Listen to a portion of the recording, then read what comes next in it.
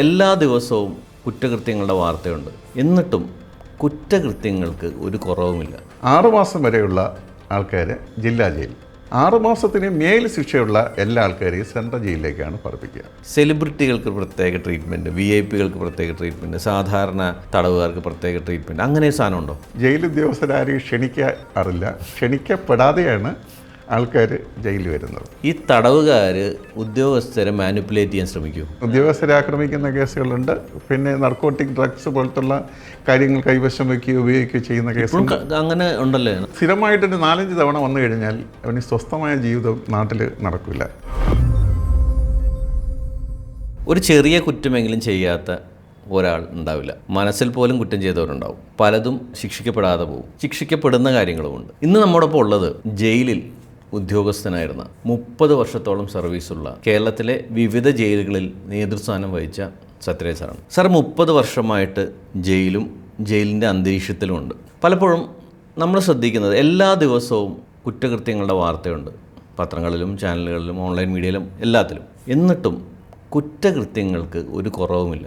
എന്തുകൊണ്ടാണ് കുറ്റകൃത്യങ്ങൾ ഇത്രയും ഡിറ്ററൻസ് ഉണ്ടായിട്ടും എപ്പോഴും നടക്കുന്നത്? നമ്മൾ ക്രിമിനോളജി പഠിച്ചിട്ടുള്ളവരായതുകൊണ്ട് നമുക്കറിയാം, കുറ്റവാളികളോ ഇല്ലാത്തൊരു സമൂഹവും ലോകത്തൊരിടവും ഇല്ല.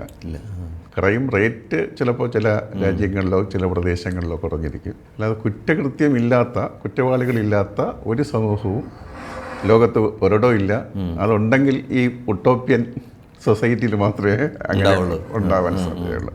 ഇതാണ് ക്രിമിനോളജിയിൽ നമ്മൾ ആദ്യമായിട്ട് പഠിക്കുന്നത്. അപ്പോൾ കുറ്റകൃത്യങ്ങൾക്ക് ഒരുപാട് കാരണങ്ങളുണ്ട്, ഏതെങ്കിലും ഒരു കാരണമല്ല. അത് ചിലപ്പോൾ ജീവശാസ്ത്രപരമായിട്ടുള്ള കാര്യങ്ങളാകാം, സൈക്കോളജിക്കലായിട്ടുള്ള കാര്യങ്ങളാകാം, ജനറ്റിക്കലായിട്ടുള്ള കാര്യങ്ങൾ ഉണ്ടാവാം. അപ്പോൾ നല്ല പാരമ്പര്യം ഉണ്ടെങ്കിലും പരിതസ്ഥിതി മോശമാണെന്നുണ്ടെങ്കിൽ കുറ്റകൃത്യത്തിലേക്ക് വരാം. കുറ്റവാളികളെയും കുറ്റകൃത്യത്തെയും ഒക്കെ നമ്മൾ നിയന്ത്രിക്കാൻ വേണ്ടിയിട്ടാണ് ക്രിമിനൽ ജസ്റ്റിസ് സംവിധാനം ഉള്ളത്. സാറ് 95-ലാണ് കരിയർ. 95-ൽ അസിസ്റ്റന്റ് ജയിലറായിട്ടാണ് കരിയർ ആരംഭിച്ചത്. വിവിധ ജയിലുകളിൽ പോയി.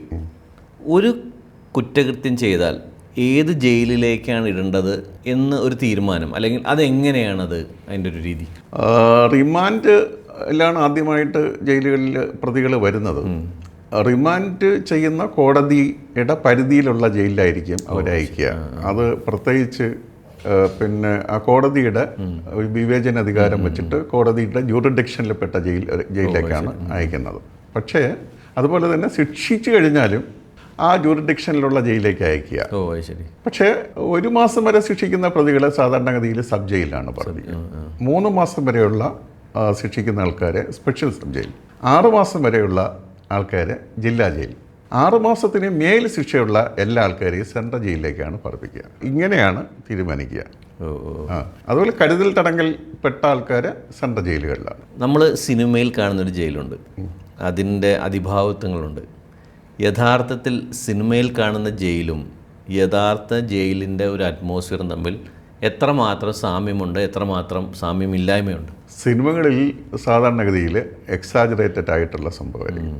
പക്ഷേ ജയിലിലെ പൊതുവായിട്ടുള്ള ജീവിതം ഉണ്ടല്ലോ, അത് സിനിമയിലും പ്രതിഫലിക്കും. കുറച്ച് ഒരു അതിഭാവുകത്വം അല്ലെങ്കിൽ കുറച്ചൊരു എക്സാജറേഷൻ അതിലുണ്ടാകുമെന്നേ ഉള്ളൂ. ചില വിവരങ്ങൾ, തെറ്റായിട്ടുള്ള വിവരങ്ങൾ, ഉദാഹരണമായിട്ട് നമ്മളിപ്പോൾ ലൂസിഫർ സിനിമയിൽ ജില്ലാ ജയിലിൽ വെച്ചിട്ടാണ് ഷൂട്ട് ചെയ്തത്. ജില്ലാ ജയിൽ, സെൻട്രൽ ജയിലിലെ മാനുഫാക്ചർ, അതെല്ലാം സെല്ലിൽ കിടക്കുന്ന പ്രതിക്ക് മൊബൈൽ ഫോൺ കൊണ്ടു കിടക്കുകയും അവിടെ വെച്ച് സംസാരിക്കുന്നതുണ്ട്. ഇതൊന്നും നോർമൽ കോഴ്സിൽ സംഭവിക്കില്ല. പക്ഷെ എന്നാൽ അപൂർവമായിട്ട് ചിലപ്പോൾ സംഭവിച്ചേക്കാം. അതല്ലാതെ ഒരു നോർമൽ കോഴ്സിൽ നടക്കുന്നതായിട്ട് നമ്മൾ കാണേണ്ടതില്ല. അങ്ങനെ ഉള്ള ഒരു സെക്യൂരിറ്റി സംവിധാനമല്ല ജയിലുകളിലുള്ളത്.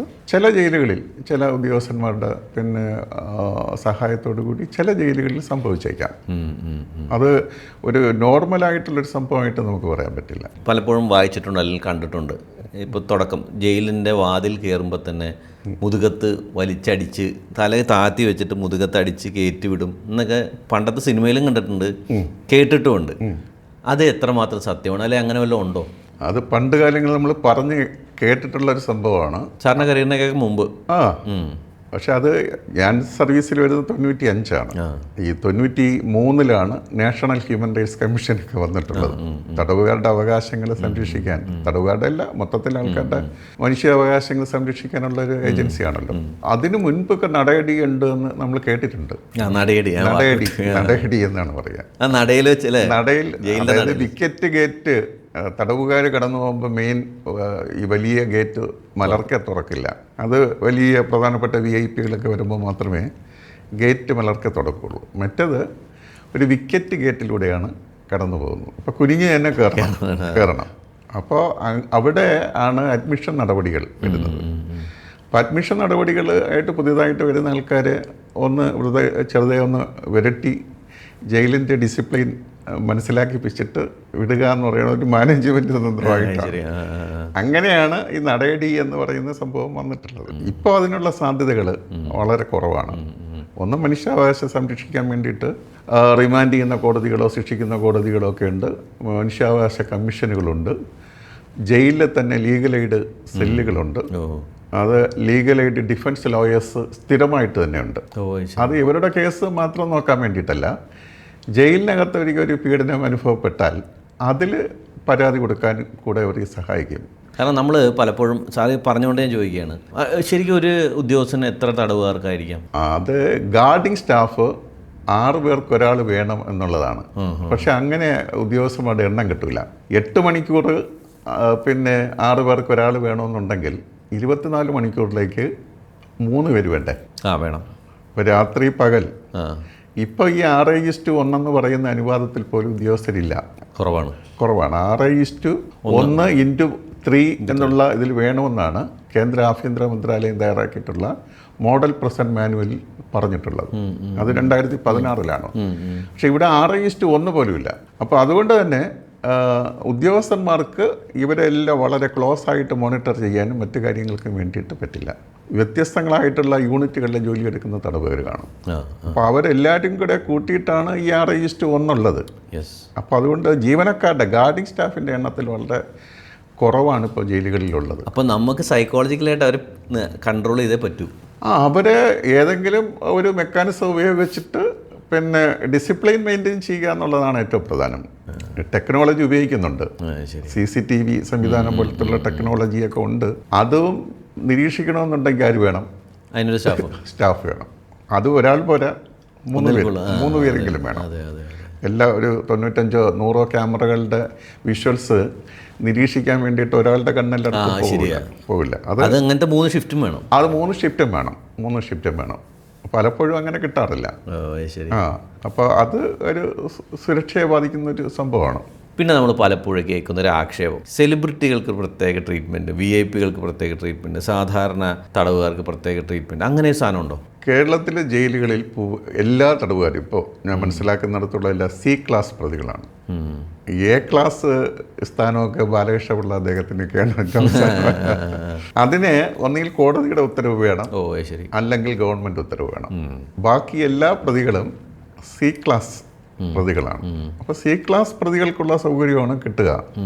പുറത്തുനിന്ന് ഭക്ഷണമൊന്നും ഈ ജയിലിൽ കിടക്കുന്നവർക്ക് പിന്നെ നിയമപ്രകാരമോ ചട്ടപ്രകാരമോ അല്ലെങ്കിൽ മറ്റേതെങ്കിലും തരത്തിൽ അംഗീകൃതമായിട്ട് അനധികൃതമായിട്ട് കൊടുക്കുന്നെങ്കിലേ നടക്കുകയുള്ളൂ. അത് പാടില്ല. അത് നിയമവിരുദ്ധമായിട്ടുള്ള കാര്യമാണ്. ഒരാൾക്ക് മാത്രം കൊടുത്താൽ പോരെ. അപ്പം അങ്ങനെ വരുമ്പോൾ ജയിലിനകത്ത് പ്രശ്നം വരും. അപ്പം അതുകൊണ്ട് എനിക്കങ്ങനെ തോന്നുന്നില്ല ജയിലിനകത്ത് കിടക്കുന്ന ആൾക്കാർക്ക്. പിന്നെ ഇൻ്റർവ്യൂവോ അതുപോലത്തുള്ള കാര്യങ്ങൾക്ക് ചിലപ്പോൾ ഒരു VIP വന്നാൽ കുറച്ചൊരു ഇൻ്റർവ്യൂ സൗകര്യങ്ങളൊക്കെ ചിലപ്പോൾ കൊടുത്തേക്കും. ഇൻ്റർവ്യൂ എന്ന് പറയുമ്പോൾ തടവുകാരുടെ ബന്ധുക്കൾക്കോ പിന്നെ സുഹൃത്തുക്കൾക്കോ അഭിഭാഷകർക്കോ ജയിലിൽ വന്നിട്ട് കാണാം. അപ്പോൾ അതിനാണ് ഇൻ്റർവ്യൂ എന്ന് പറയുന്നത്. അതിന് കുറേ മാർഗങ്ങളിപ്പോൾ ഉണ്ട്. ജയിലിൽ വരാതെ തന്നെ കാണാൻ പറ്റുന്ന ഈ മുലാഖാത്ത് പോലത്തുള്ള സംവിധാനങ്ങളുണ്ട്. ഇപ്പോൾ വിദേശത്താണ് ഉണ്ടെങ്കിൽ ടെലികോൺഫറൻസ് അല്ലേ? അതെ. അപ്പോൾ അത് പിന്നെ വീഡിയോ കോളിലൂടെയോ കാണാം, അല്ലെങ്കിൽ രജിസ്റ്റർ ചെയ്തതിന് ശേഷം അവരുടെ ആ ടൈം സ്ലോട്ടിൽ വന്നിട്ട് കാണാൻ പറ്റും. റെക്കോർഡിങ്ങിലാണ്. പക്ഷേ നേരത്തെ പറഞ്ഞതുപോലെ VIP ഇൻ്റർവ്യൂ ആണെന്നുണ്ടെങ്കിൽ പക്ഷേ ചിലപ്പോൾ ചിലർക്ക് ഈ പറഞ്ഞ അത് സൂപ്രണ്ടിന് അതിനുള്ള അധികാരമുണ്ട്. ഓ ശരി. അപേക്ഷ വാങ്ങിച്ചോ വാങ്ങിക്കാതെയോ ചിലപ്പോൾ വേണമെങ്കിൽ കാണാം. അതൊരു ഡിസ്ക്രിപ്ഷനാണ് അല്ലേ? അതെൻ്റെ സൂപ്രണ്ടിൻ്റെ ഡിസ്ക്രിപ്ഷനാണ്. പക്ഷെ അത് ഇൻ്റർവ്യൂ രജിസ്റ്ററിൽ രേഖപ്പെടുത്തും. ജയിലിൽ പലപ്പോഴും ജയിലിൽ വരുന്ന ഒരു ജോലി എടുക്കണമെന്നുണ്ട്, അവർക്കൊരു കൂലിയുമുണ്ട്. ജയിലിൽ ചിലപ്പോൾ ജോലി എടുക്കാൻ സമ്മതിക്കാത്തവരുണ്ട് അല്ലേ? അവരെ നിർബന്ധിക്കാൻ പറ്റുമോ? പിന്നെ രണ്ടാമത്തെ പ്രശ്നം, ജയിലുള്ളവർക്ക് കൂലി കൂടുതലാണെന്ന് ഒരാക്ഷേപം ഉണ്ടായില്ലേ? അതിനെക്കുറിച്ച് സാറെന്താ പറയുന്നത്? ശിക്ഷാപ്രതികളാണ് ജയിലിൽ ജോലി ചെയ്യേണ്ടത്. അതും ശിക്ഷാപ്രതികൾ 2 തരമുണ്ട്. ഒന്ന് സാധാരണ തടവുകാരും, അത് സിമ്പിൾ ഇംപ്രിസൺമെൻ്റ് എന്ന് പറയും, വെറും തടവുകാർ. മറ്റത് കഠിന തടവ്. ഈ കഠിന തടവിൽപ്പെട്ട ആൾക്കാരാണ് ജോലി ചെയ്യേണ്ടത്. ഓ ശരി. അപ്പോൾ കഠിന തടവിൽ ശിക്ഷിക്കപ്പെട്ടു എന്ന് മാത്രം കൊണ്ട് ജോലി ചെയ്യണമെന്നല്ല, അവർക്ക് ശാരീരികാരോഗ്യം വേണം. അത് ഡോക്ടർ സർട്ടിഫൈ ചെയ്യണം. ഓ ശരി. അപ്പോൾ ഡോക്ടർ സർട്ടിഫൈ ചെയ്യുന്നതനുസരിച്ചിട്ടുള്ള ഒരു തൊഴിലായിരിക്കും അവർക്ക് കൊടുക്കുന്നത്. അപ്പോൾ കിടരോഗിയാണെങ്കിൽ അയാൾ ജോലി ചെയ്യണമെന്ന് നിർബന്ധമില്ല. ജോലി ചെയ്താൽ കൂലി കിട്ടും. ഈ പാടത്ത് പണി വരുമ്പോൾ ഈ മിനിമം വേജസ് ആക്ട് അനുസരിച്ചിട്ട് വേജസ് വേണം എന്നൊരാവശ്യം സുപ്രീം കോടതിയുടെ ലെവലിൽ വരെ പോയി. അപ്പോൾ 98 നമ്മുടെ പിന്നെ റിട്ടയർഡ് ജഡ്ജി ഉണ്ടല്ലോ, KT തോമസ് സാറ്, അദ്ദേഹവും വേറൊരു ജഡ്ജി അടങ്ങിയിട്ടുള്ള ഒരു പിന്നെ ബെഞ്ച് 98 തന്നെ മിനിമം വേജസ് ആക്ട് അനുസരിച്ചിട്ടുള്ള കൂലി കൊടുക്കേണ്ടതില്ല. കാരണം തടവുകാരുടെ പാർപ്പിടം, ചികിത്സ, ഭക്ഷണം, വസ്ത്രം, റിക്രിയേഷൻ, അപ്പോൾ ഇതിനൊക്കെ സർക്കാർ ഒരു പൈസ മുടക്കുന്നുണ്ടല്ലോ. അപ്പോൾ അത് പോയിട്ട് ബാക്കിയുള്ളത് ഒരു യുക്തിസഹമായിട്ട് മിനിമം വേജസ് കൊടുക്കണം, ഇത് കിഴിച്ചിട്ടുള്ളത്. അപ്പോൾ അങ്ങനെ ഈ 98 ഈ വിധി വന്നെങ്കിലും ആ വിധിയിൽ പറഞ്ഞത് അങ്ങനെ മിനിമം വേജസ് ആക്ടിന് അനുസരിച്ചിട്ട് നിങ്ങളൊരു വേജസ് കൊടുക്കുകയാണെങ്കിൽ അതിൻ്റെ ഒരു ഷെയർ വിക്ടിമിൻ്റെ കോമ്പൻസേഷൻ, വിക്ടിം റിലീഫ് ഫണ്ടിലേക്ക് കൊടുക്കാൻ വേണ്ടിയിട്ട് നിയമനിർമ്മാണം ചെയ്യണമെന്ന് പറഞ്ഞു. 98 വന്നെങ്കിലും അത് നടപ്പിലായത് ഇപ്പോഴാണ്. നേരത്തെ ആണെങ്കിൽ 167 ആയിരുന്നു മാക്സിമം വേജസ്, ഇപ്പോൾ 665 രൂപ വന്നിട്ടുണ്ട്. ഇനി അങ്ങനെ ജോലിക്ക് പോയില്ല എന്ന് കണ്ടാൽ നിർബന്ധിതമായിട്ട് ജോലിക്ക് വിധേയമാക്കാൻ പറ്റില്ല. അതൊരു സ്ലേവറി പോലെ, ബോണ്ടഡ് ലേബർ പോലെ ഒരാൾ ജോലിയിൽ ചെയ്യാൻ വിമുഖത കാണിച്ചാൽ നിർബന്ധമായിട്ട് ഫോഴ്സിബിളായിട്ടുള്ള ലേബർ നടപ്പിലാക്കാൻ ജയിൽ ഉദ്യോഗസ്ഥന്മാർക്ക് നടക്കില്ല. അങ്ങനെ ഒരു പരിമിതിയും ഉണ്ട്. അപ്പോൾ ജോലി ചെയ്താൽ വേജസ് കിട്ടുക മാത്രമല്ല, അർഹതപ്പെട്ട ആൾക്കാർക്ക് ജയിലിലെ റെമിഷനും അതിൻ്റെ ഭാഗമായിട്ട് കിട്ടും. ഇപ്പോൾ സാധാരണഗതിയിൽ ഒരു കഠിന തടവിൽ കിടക്കുന്ന ഒരാൾ ജോലി ചെയ്താൽ ലീനിയൻസി കിട്ടുമായിരിക്കും. ഈ വേജസ് കിട്ടുക മാത്രമല്ല, മാസത്തിൽ 4 ദിവസം ശിക്ഷ ഇളവും കിട്ടും. ശരി. പരമാവധി 4 മാസം വരെയും ശിക്ഷ ഇളവ് കിട്ടും. അത് ജീവപര്യന്തക്കാർക്ക് അത് ഡയറക്റ്റായിട്ട് സഹായകരമാവില്ല. പക്ഷേ അല്ലാതെയുള്ള ടേം സെൻറ്റൻസിൽ കിടക്കുന്നവർക്ക്, ഒരു 5 വർഷമോ 10 വർഷമോ 15 വർഷമോ ശിക്ഷിക്കപ്പെടുന്ന ആളിന് ഇങ്ങനെ പ്രതിമാസം കിട്ടുന്ന വേജസ്, ഈ റെമിഷൻ എല്ലാം കൂടെ ശേഖരിച്ച് വെച്ച് കഴിഞ്ഞാൽ ശിക്ഷയുടെ കാലാവധിക്ക് മുൻപായിട്ട് നോർമലായിട്ട് അവർക്ക് ജയിലിൽ നിന്ന് വിട്ടുപോകാൻ പറ്റും. സാർ നേരത്തെ പറഞ്ഞു ഉദ്യോഗസ്ഥരെക്കാട്ടും വളരെ ഇരട്ടി ആണ് തടവുകാർ. ഈ തടവുകാർ ഉദ്യോഗസ്ഥരെ മാനിപ്പുലേറ്റ് ചെയ്യാൻ ശ്രമിക്കൂ? അത് മനുഷ്യ സഹജമായിട്ടുള്ള ഒന്നാണ്. മാനിപ്പുലേഷൻ എന്ന് പറയുമ്പോൾ പലതരം വ്യത്യസ്തതരം ആൾക്കാരാണല്ലോ. അപ്പോൾ സ്വാഭാവികമായിട്ട് മാനിപ്പുലേറ്റ് ചെയ്യാനും ശ്രമിക്കും. ഇതെല്ലാം ഒരു മാൻ മാനേജ്മെൻറ്റിൻ്റെ ഭാഗമായിട്ട് ഉള്ളതാണ്. പ്രസൻറ്റ് മാനേജ്മെൻറ്റ് എന്ന് പറഞ്ഞാൽ ആളെ വോട്ട് മാൻ മാനേജ്മെൻറ്റ് എന്നാണ്. അത് ഉദ്യോഗസ്ഥർ അന്തേവാസികളെ കൂടെ ഉപയോഗപ്പെടുത്തിയിട്ടായിരിക്കും ചിലപ്പോൾ മൊത്തത്തിലുള്ള ജയിൽ ഭരണത്തിന് ശ്രമിക്കുക. ഇപ്പോൾ ഇൻ്റലിജൻസ് ഉണ്ടല്ലോ, ജയിലിനകത്തൊരു ഇൻ്റലിജൻസ് യൂണിറ്റ് വേണമല്ലോ. അപ്പോൾ അത് ചിലപ്പോൾ വിശ്വസ്തനായ അന്തേവാസികളിൽ നിന്നായിരിക്കും അവരുടെ ഇടയിലുള്ള തെറ്റായ പ്രവണതകളുള്ള തടവുകാരെ മനസ്സിലാക്കാനും അതിനനുസരിച്ചിട്ടുള്ള പ്രിവെൻറ്റീവ് ആക്ഷൻ എടുക്കാനും ഉദ്യോഗസ്ഥർക്ക് കഴിയുന്നത്. അതിൻ്റെ ഭാഗമായിട്ട് ചിലപ്പോൾ ചില മാനിപ്പുലേഷൻ നടന്നേക്കും. പക്ഷെ നമുക്ക് തരുന്ന വിവരങ്ങൾ ശരിയാണ് എന്നുള്ളത് ക്രോസ് ചെക്ക് ചെയ്യാൻ ഉദ്യോഗസ്ഥന്മാർ തയ്യാറാണ്. അപ്പോൾ അന്തേവാസികൾ വന്നിട്ട് എന്തെങ്കിലും പറഞ്ഞാൽ അതിനെ അതേപോലെ സ്വീകരിച്ച് നമ്മൾ മറ്റ് നടപടികളിലേക്ക് പോകാൻ പാടില്ല. അതേപോലെ സ്വീകരിച്ച ചിലപ്പോൾ മാനിപ്പുലേഷൻ വരും. തടവുകാർ തമ്മിലുള്ള തർക്കങ്ങൾ, അടി, അങ്ങനത്തെ കേസുകൾ ഒഴിവാക്കാൻ എന്താണ് ചെയ്യാറുള്ളത് സാധാരണ? അതിനിപ്പോൾ കുറച്ച് മെക്കാനിസം ജയിലിനകത്ത് തന്നെ ഉണ്ട്. ഉദാഹരണമായിട്ട് ജയിലിലെ ആക്ട് അനുസരിച്ച്, ആക്ടിൽ 82 സെക്ഷനാണെന്ന് തോന്നുന്നു, 42 തരം ജയിൽ കുറ്റങ്ങളുണ്ട്. ഈ IPC അല്ലെങ്കിൽ BNS അല്ലെങ്കിൽ NDPS അങ്ങനത്തെ അല്ല. ജയിലിനകത്ത് തന്നെ ചെയ്യുന്ന പ്രവൃത്തികൾ, പെരുമാറ്റങ്ങൾ കുറ്റകരമായിട്ടുള്ളതുണ്ട് ജയിൽ നിയമം അനുസരിച്ച്. അങ്ങനെയുള്ള 42 തരം കുറ്റകൃത്യങ്ങൾ. ശരി. അപ്പോൾ അതിലാണെങ്കിൽ അതിന് ഒരു വിചാരണ പോലെ നടത്തി, ഒരു അന്വേഷണം നടത്തി, വിചാരണ നടത്തി, പിന്നെ ഈ തടവുകാരന് പറയേണ്ട കാര്യങ്ങൾ കേട്ട് അനുസരിച്ച് തീർപ്പാക്കി ജയിൽ പണിഷ്മെൻറ്റ് കൊടുക്കാൻ, അത് ജയിൽ പണിഷ്മെൻറ്റ് രജിസ്റ്ററിൽ രേഖപ്പെടുത്താനും, അത് അയാളുടെ റിലീസിനെ വരെ ബാധിക്കുന്ന തരത്തിൽ റിലീസുണ്ട്, ലീവുണ്ട്. ലീവ്, റിലീസ് തുടങ്ങിയിട്ടുള്ള കാര്യങ്ങൾ. ലീവ് എന്ന് പറഞ്ഞാൽ പരോളാണോ? അതാണ്. അത് ഈ പരോൾ എന്ന് പറയുന്ന, ലീവ് എന്ന് പറയുന്നതും ഒരു മൊത്തത്തിൽ പൊതുസമൂഹത്തിൽ തെറ്റായിട്ടുള്ള ഒരു ധാരണ. എനിക്ക് പറഞ്ഞുകൂടായിരുന്നു പരോൾ എന്താണ്, ലീവ് എന്താണ്. ഇതാദ്യം ഇത് പറയാം. അപ്പോൾ ഈ 42 തരം കുറ്റകൃത്യങ്ങൾ ചെയ്തു കഴിഞ്ഞാൽ നമ്മളത് അന്വേഷണം നടത്തി അയാൾക്ക് പറയേണ്ട കാര്യങ്ങൾ കേട്ട് ഒരു പണിഷ്മെൻ്റ് അവാർഡ് ചെയ്യും. ആ പണിഷ്മെൻറ്റ് പലതരം പണിഷ്മെൻ്റ് ഉണ്ട്. അപ്പോൾ റെമിഷൻ കട്ട് ചെയ്യാം, പിന്നെ ഇൻ്റർവ്യൂ സൗകര്യം കട്ട് ചെയ്യാം, അങ്ങനെ പറഞ്ഞിട്ട് കുറച്ച് പണിഷ്മെൻറ്റ്. ഹാർഷൊന്നും അല്ല, എന്നാലും അവരെ സംബന്ധിച്ച് കുറച്ചു പേർക്കെങ്കിലും ബുദ്ധിമുട്ട് വരും. ഇത് ഈ പണിഷ്മെൻറ്റിൻ്റെ പ്രസന്റ് ഒഫൻസിൻ്റെ ഭാഗമായിട്ടുള്ളത്. പക്ഷേ ജയിലിനകത്ത് IPC പ്രകാരമോ BNS പ്രകാരമോ NDPS നിയമപ്രകാരമോ മറ്റേതെങ്കിലും ക്രിമിനൽ നിയമം അനുസരിച്ച് ഒരു കുറ്റം ചെയ്താൽ അത് പ്രസന്റ് ഒഫൻസിൽ നമുക്ക് നടപടി സ്വീകരിക്കാൻ പറ്റും. അത് പോലീസ് സ്റ്റേഷൻ റിപ്പോർട്ട് ചെയ്ത് ക്രിമിനൽ നടപടികൾ സ്വീകരിക്കണം. കൊലപാതകം അങ്ങനെയൊക്കെ ഉണ്ടെങ്കിൽ, കൊലപാതകം മാത്രമല്ല, ഉദ്യോഗസ്ഥന്മാരെ പിന്നെ ആക്രമിക്കുന്നുണ്ട്, തടവുകാരനെ ആക്രമിക്കുന്ന കേസുണ്ട്. അങ്ങനെയുള്ളത് നമ്മുടെ പ്രസന്റ് ഒഫൻസ് വെച്ചിട്ട് നമ്മൾ കൈകാര്യം ചെയ്യാൻ പറ്റില്ല.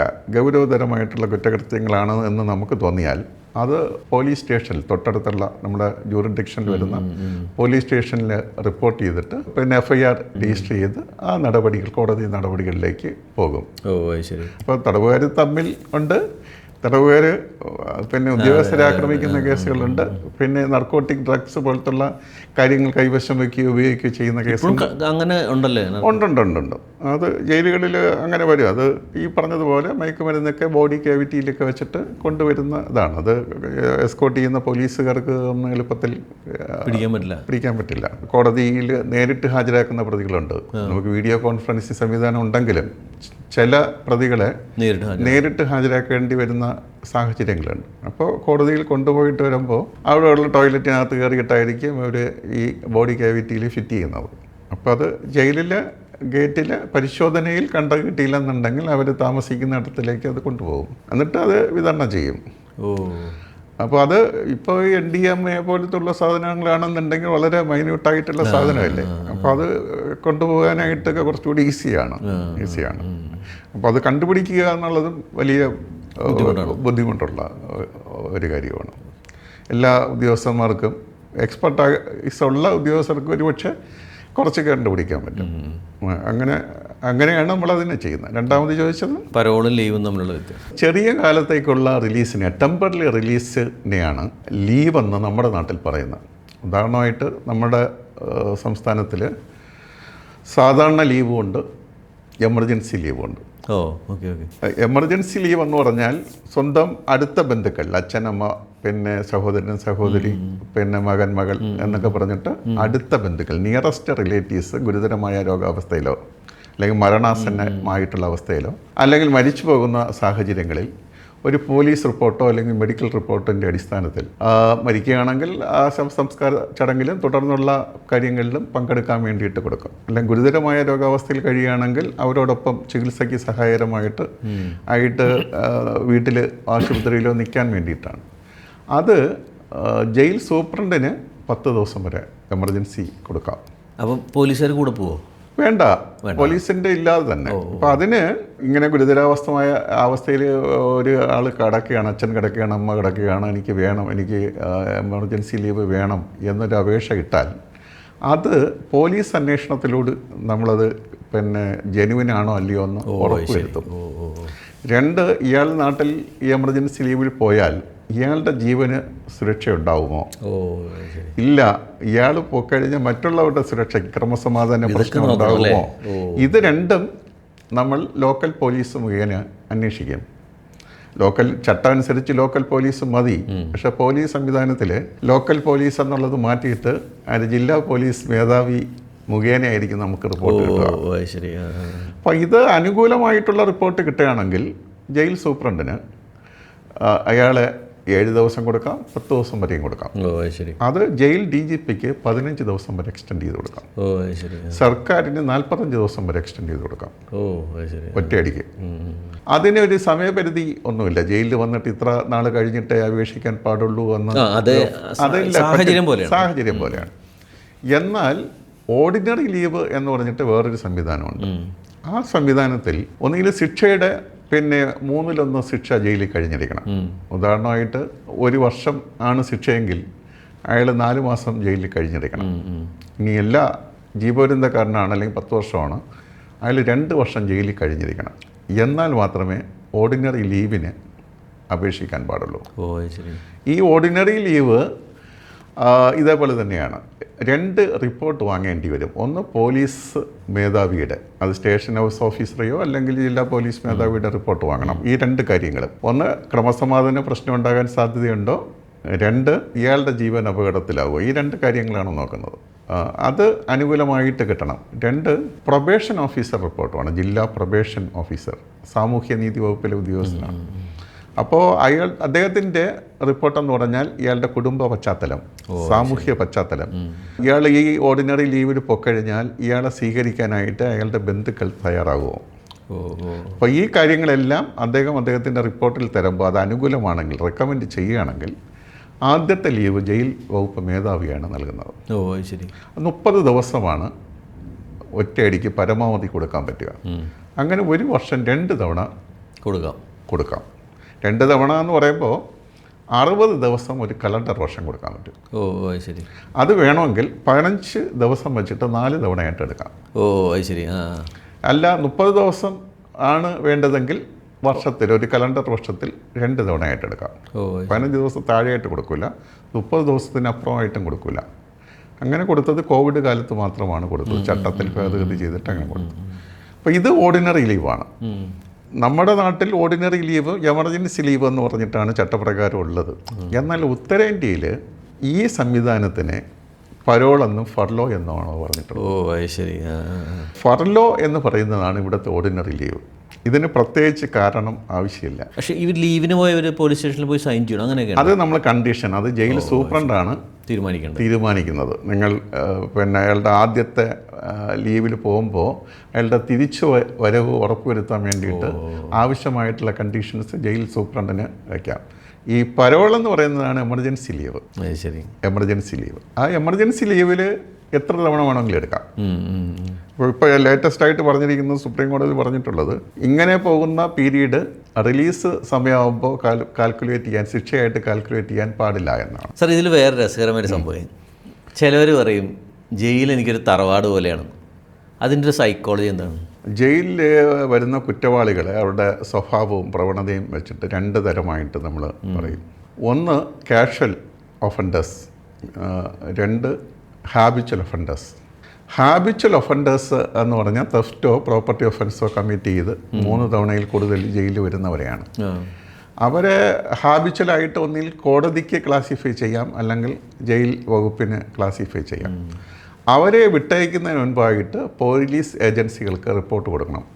ലോക്കൽ പോലീസിന് മാത്രമല്ല, ഇപ്പോൾ റെയിൽവേ പോലീസ് ഉണ്ടാവും, ഡിസ്ട്രിക്ട് ക്രൈം റെക്കോർഡ്സ് ബ്യൂറോ ഉണ്ടാവും, മറ്റ് സ്റ്റേറ്റിലുള്ള ആൾക്കാരാണെന്നുണ്ടെങ്കിൽ അവർക്ക് അതിൻ്റെ വിവരങ്ങൾ കൊടുക്കണം. അപ്പോൾ ഇങ്ങനെ ഹാബിച്വൽ ഒഫൻഡേഴ്സിന് ഒരു മോഡസ് ഓപ്പറാൻഡി കാണും. ഇപ്പോൾ ബൈക്ക് മാത്രം മോഷണം ചെയ്യുന്ന ആൾക്കാർ കാണും, അതല്ലാതെ ഇലക്ട്രോണിക് സാധനങ്ങൾ മോഷണം ചെയ്യുന്ന, അങ്ങനെ പലതരം പ്രവണതകളുള്ളത്. ഏതെങ്കിലും ഒരു കുറ്റകൃത്യം നാട്ടിൽ നടന്നു എന്ന് കണ്ടാൽ ഇന്നയാൾ ജയിലിലുണ്ടോ ഇല്ലയോ എന്നുള്ളത് പോലീസ് വെരിഫൈ ചെയ്യും. അപ്പോൾ സമാന സ്വഭാവമുള്ള കേസിൽ പെട്ടിട്ടുള്ളവനാണെങ്കിൽ അവനെ പിടിച്ചകത്താക്കും, ചോദ്യം ചെയ്യും അല്ലേ? അവരെ ചോദ്യം ചെയ്യും. സംശയാസ്പദമായിട്ടുള്ള സാഹചര്യത്തിൽ ആരെയും അറസ്റ്റ് ചെയ്യാനുള്ള വ്യവസ്ഥയൊക്കെ ഉണ്ടല്ലോ. അപ്പോൾ ഇത് മനസ്സിലാക്കിയിട്ട് ഈ ജയിലിൽ നിന്ന് മോചിതനാകുന്ന ഇവന് സ്വന്തം സ്ഥലത്ത് നിൽക്കാൻ കഴിയില്ല എന്നുള്ളത് യാഥാർത്ഥ്യമാണ്. സ്ഥിരമായിട്ടൊരു 4-5 തവണ വന്നു കഴിഞ്ഞാൽ അവന് സ്വസ്ഥമായ ജീവിതം നാട്ടിൽ നടക്കില്ല. പിന്നെ സ്വസ്ഥത ഇവിടെയാണല്ലേ? പിന്നെ സ്വസ്ഥത ഇവിടെയാണ്. ഇവിടെ ആകുമ്പോൾ കൃത്യമായ സമയത്ത് ഭക്ഷണം കിട്ടും. ഒത്തിരി ക്വാളിറ്റിയുള്ള ഫുഡാണ് ജയിലിൽ കിട്ടുക. ക്വാളിറ്റി ഉണ്ടാവും, ക്വാണ്ടിറ്റി ഉണ്ടാവും. അത് ടൈമിലി ആയിരിക്കും. കുളിക്കാനുള്ള സംവിധാനം ഉണ്ടാവും. ചികിത്സ ഫ്രീ ആയിട്ടുള്ള ചികിത്സ കിട്ടും. റിക്രിയേഷൻ അത്യാവശ്യം ടി വിയൊക്കെ കാണാനും എടുക്കാനും ഉണ്ട്. കുറച്ച് സൗഹൃദം ഉണ്ടാവും. പിന്നെ അവൻ്റെ പ്രശ്നങ്ങൾ കേൾക്കാനൊക്കെ ആൾക്കാരുണ്ടാവും. അപ്പോൾ അവനെ സംബന്ധിച്ച് ജയിലിന് പുറത്ത് നിൽക്കുന്നതിനേക്കാളും സൗകര്യം ഇത് കുറച്ച് പേർക്കാണ്. ഭൂരിപക്ഷമല്ല ജയിൽ, എല്ലാവരും ജയിൽ പിന്നെ അംഗീകരിക്കില്ല. ജയിലെന്ന് കേൾക്കുമ്പോൾ തന്നെ ഭയപ്പെടുന്ന ആൾക്കാരുണ്ട്. കാരണം ജയിലിൻ്റെ പൊതുവായ സാഹചര്യങ്ങളാണ്. പക്ഷേ ഹാബിച്വൽ ഒഫൻഡേഴ്സിനെ സംബന്ധിച്ച് ജയിൽ പരിചിതമാകുന്നത് കൊണ്ട്, ജയിലിനകത്ത് വന്ന് കഴിയുന്നത് കൊണ്ട് അവർക്ക് വേറെ പ്രശ്നങ്ങളോ, ജയിലിൽ ജോലി കിട്ടും, കൂലിയും കിട്ടും, ചികിത്സ ഫ്രീ ആയിട്ട് കിട്ടും, ഭക്ഷണം കിട്ടും, പാർപ്പിടം കിട്ടും. അപ്പോൾ ഒരു 10 ദിവസം ഫീസ്റ്റ് ഉണ്ടാവും, വിശേഷ ദിവസങ്ങളിൽ ഫീസ്റ്റ് ഉണ്ടാവും, ജയിലിലെ സാംസ്കാരിക പരിപാടികളുണ്ടാവും, ജയിൽ ക്ഷേമദിനാഘോഷങ്ങളുണ്ടാവും. എന്തെങ്കിലും ജോലി ഒക്കെ ചെയ്യുകയും ഇതിനോട് സഹകരിച്ച്, സംവിധാനത്തോട് സഹകരിച്ച് നിൽക്കുന്ന ആൾക്കാരെ സംബന്ധിച്ച് തോളിൽ ഒരു തലോടലും കിട്ടും. മർദ്ദനത്തിനൊന്നുമല്ല, ഒരു അംഗീകാരവും കിട്ടും. അപ്പോൾ അവനെ സംബന്ധിച്ച് പുറത്ത് കിട്ടാത്ത അംഗീകാരം ജയിലിനകത്ത് കിട്ടുന്നത് കൊണ്ട് പുറത്ത് ഉള്ള ഇതിനേക്കാളും ജയിൽ അവനെ സംബന്ധിച്ച്, എല്ലാവരെയും സംബന്ധിച്ചല്ല, ജയിൽ അവനൊരു സംതൃപ്തി, തൊഴിൽ സംതൃപ്തിയോ അല്ലാത്ത ഒരു സംതൃപ്തി കിട്ടുന്ന ഒരു സ്ഥലമായിട്ട് മാറും. മാത്രമല്ല വലിയ ശിക്ഷയും ആയിരിക്കില്ല. അവന് ഒരു 3 മാസം 4 മാസം 5 മാസം ശിക്ഷ കഴിഞ്ഞിട്ട് പോകാം, വീണ്ടും അവന് തിരിച്ചു വരാം. അങ്ങനെ കാണുന്ന ആൾക്കാരാണ്. ഇനിയത്തെ ഒരു തലമുറയ്ക്ക് ഈ ജയിലിലെ ജോലി, അല്ലെങ്കിൽ jail warden, jail guard, jail സംബന്ധിച്ചുള്ള ജോലിയും ഒരു കരിയറായിട്ട് എടുക്കാൻ ഒരു ഓപ്ഷൻ ഉണ്ടെങ്കിൽ അത് സാർ സജസ്റ്റ് ചെയ്യും? ഇപ്പോൾ ജയിലെന്നോ പോലീസെന്നോ ഒന്നും നോക്കില്ല. ഒരാളിനെ സംബന്ധിച്ച് കരിയർ ബിൽഡ് ചെയ്യുമ്പോൾ സുരക്ഷിതത്വം, നിശ്ചിതമായ ഒരു വരുമാനം പ്രതിമാസം ഉറപ്പുവരുത്താൻ പറ്റുന്ന ഒരു സാഹചര്യമാണ് ഒരു വിദ്യാഭ്യാസം കിട്ടിയ ഒരാൾ നോക്കുക. അപ്പോൾ അയാളെ സംബന്ധിച്ചിട്ട് തൊഴിൽ സാഹചര്യം ജയിലിനകത്ത് കിട്ടില്ല. ജോബ് സാറ്റിസ്ഫാക്ഷൻ എന്ന് പറയുമല്ലോ. അപ്പോൾ ഇതൊരു ഹസാഡസ് ആയിട്ടുള്ള ജോലിയാണ്. ഒന്നിൽ ഈ ജയിലിനകത്തുള്ള ആൾക്കാരെ നിയന്ത്രിക്കാൻ ശ്രമിക്കുമ്പോൾ അവരിൽ നിന്ന് ഒരു പ്രതിരോധം ഇങ്ങോട്ട് വരും. അപ്പോൾ അതിനെ നമ്മൾ എന്ത് ചെയ്യണം? പ്രതിരോധിച്ച് നിൽക്കണമെന്നുണ്ടെങ്കിൽ മനസ്സ് സാന്നിധ്യം വേണം. മനസ്സ് വളരെ ടഫായിട്ട് ഉണ്ടാവണം. അപ്പോൾ അല്ലാതെ വളരെ ഈസി ആയിട്ട് ജയിലിലെ പ്രശ്നങ്ങളെ അവർക്ക് നേരിടാൻ കഴിയില്ല.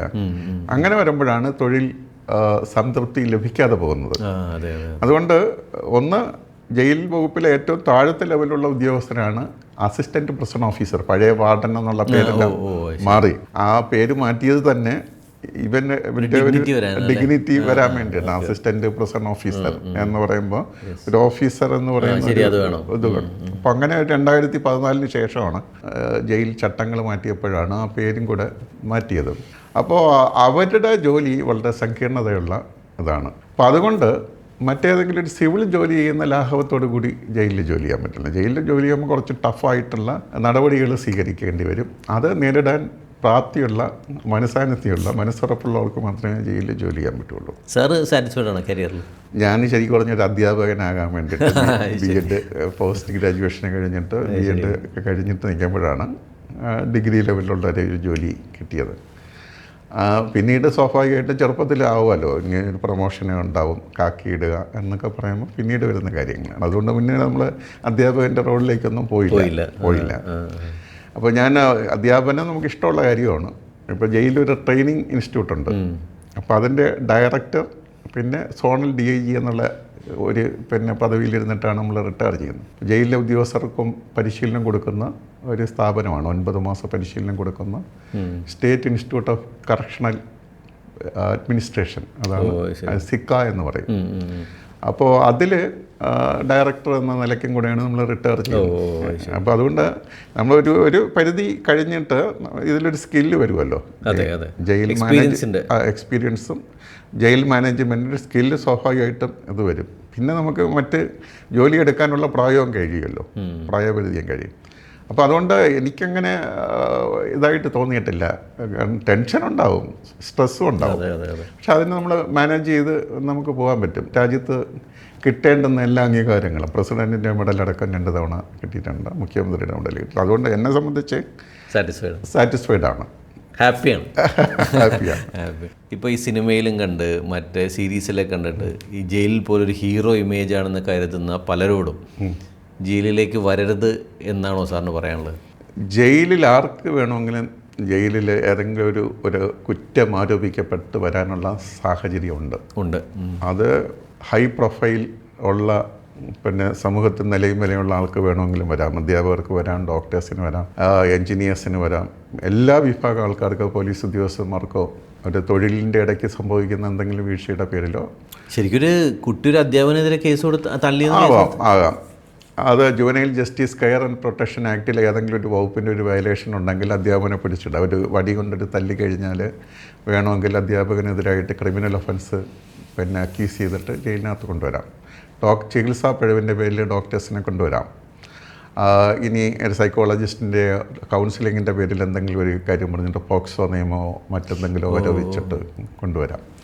അപ്പോൾ അതുകൊണ്ട് ഞാൻ മനസ്സിലാക്കുന്നത് ആർക്ക് വേണമെങ്കിലും ഏത് സമയം വേണമെങ്കിലും ജയിലിലേക്ക് വരാം. അതുകൊണ്ട് ജയിലിലേക്ക് വരണം എന്ന് ജയിൽ ഉദ്യോഗസ്ഥരാരെയും ക്ഷണിക്കാറില്ല. ക്ഷണിക്കപ്പെടാതെയാണ് ആൾക്കാർ ജയിലിൽ വരുന്നത്.